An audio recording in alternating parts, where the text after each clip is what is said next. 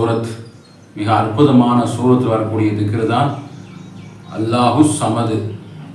அல்லாஹு சமது, யா சமது யா அல்லாஹ். அல்லாஹுவே நீ தேவையற்றவன்.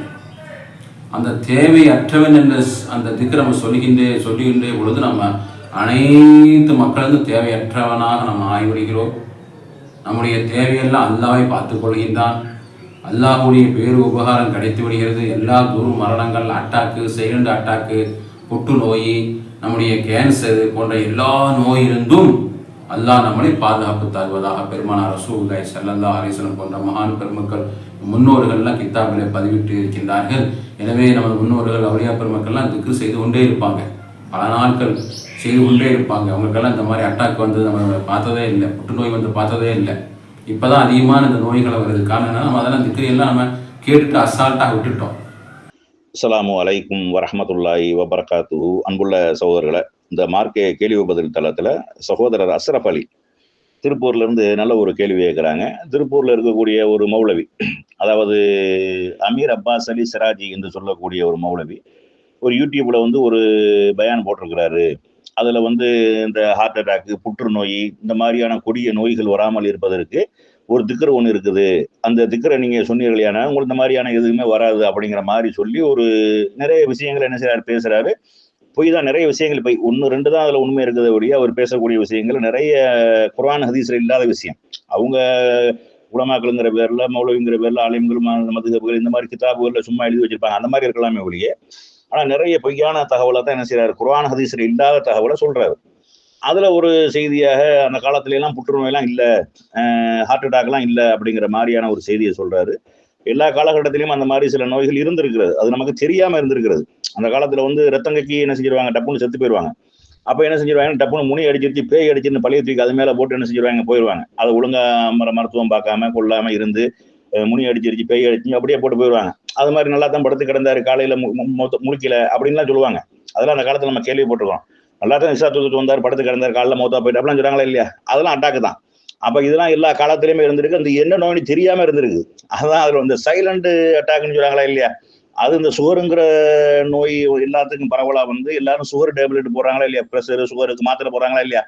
அது போடுறதுனாலதான் வந்து என்னது, இந்த அட்டாக் வரக்கூடிய நேரத்துல கூட அது வந்து கடுமையான வலி இல்லாத அளவுக்கு வர்றதுக்கு காரணம் அதுதான். அப்ப இப்படியான பல்வேறு விஷயங்கள் பல காலங்கள்ல இருந்துகிட்டு தான் இருக்கு, நமக்கு தெரியாம இருந்திருக்கு. என்ன நோய், ஒவ்வொரு காலத்துல தான் புதுசு புதுசா நோய் கண்டுபிடிக்கிறாங்க. அந்த காலத்துல வந்து மஞ்ச காமாலைக்கெல்லாம் மருந்து கிடையாது. அதே மாதிரி இளம்பிள்ள வாதம் அதுக்கெல்லாம் மருந்து கிடையாது. அதுக்கப்புறம் தான் என்ன செஞ்சாங்க, ஒன்னொன்னுக்கா மருந்தை கண்டுபிடிச்சாங்க. அப்ப மருந்து கண்டுபிடிக்கும் போது தான் மக்கள் மத்தியில என்ன செய்யும், நோயினுடைய அந்த பெயரும் அதனுடைய மருந்துகளும் என்ன செய்யும், வெளியில போகும்.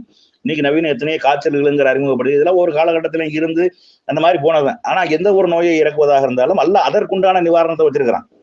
புற்றுநோய்ன்றா அதுக்குண்டான நிவாரணம் இருக்கு, கண்டுபிடிக்காம இருக்கிறாங்க. ஹார்ட் அட்டாக்னு ஒரு நோய் இருந்தா அதை போக்குறதுக்கு உண்டான மருந்து இருக்கும், அதை கண்டுபிடிக்காம இருக்கிறாங்க. மௌத்துக்கு தான் மருந்து கிடையாது. மௌத்து வந்து விட்டால் ஒரு மரணம் நிச்சயிக்கப்பட்ட நேரத்தில் என்ன செஞ்சிடும், வந்துவிடும். அது ஒரு வினாடி முந்தவும் செய்யாது, பிந்தவும் செய்யாது. அது வந்து கிளியரா நடந்துடும்.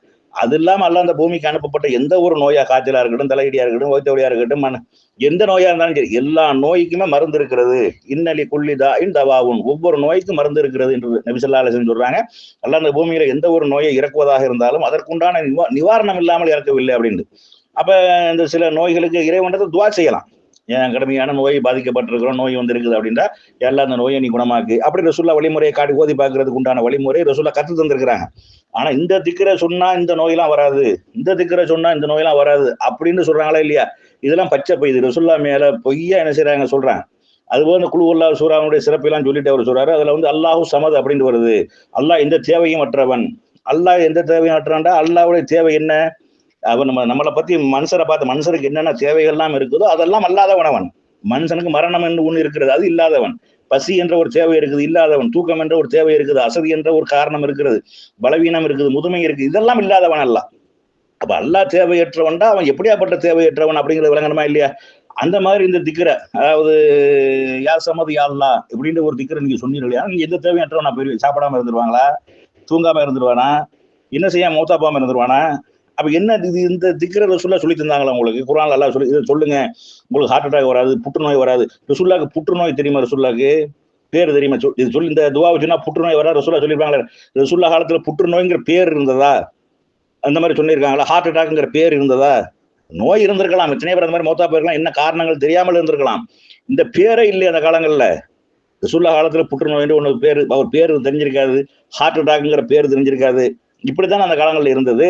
அப்புறம் எப்படி ரசூலுல்லாஹ் வந்து ஹார்ட் அட்டாக்கு மருந்து சொல்லியிருப்பாங்க, இந்த திக்கரை சொல்லி தந்திருப்பாங்க, புற்றுநோய் வராம இருக்கிறதுக்கு இந்த திக்கரை இப்படி சொல்லி தந்திருப்பாங்க. அப்ப இவங்க விளங்குது, இவங்களா என்ன செய்யறாங்க, வாயில வந்து அடிச்சு விட்டு ஏதோ மக்களோட வருமானம் பார்க்கணும், ஏதோ காசு பணத்தை சம்பாதிக்கணும், ஏதோ லைக் வாங்கணும், ஏதோ நம்ம இதை வந்து வீடியோ எல்லாரும் பார்க்கணும், இப்படிங்கிற நோக்கம் தான் இருக்குமே ஒழிய உண்மையா இது கிடையவே கிடையாது.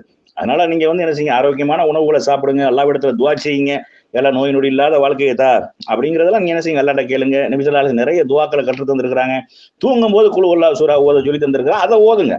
அதுதான் மார்க்கத்துல இருக்குது ஒழிய இந்த யா அல்லாஹ் யா சமது யா அல்லாஹ் இப்படிங்கிற ஒரு திக்ர் ரசூலுல்லாஹ் சொல்லி தரவும் கிடையாது. இதை ஓதுனா புற்றுநோய் வராமல் இருக்கு, அந்த கேன்சர் வராமல் இருக்கும் அப்படிங்கிறதெல்லாம் பச்சை பொய் கதை சொல்றாரு அப்படிங்கிறது என்ன செய்யணும், விளங்கி கொள்ளணும்.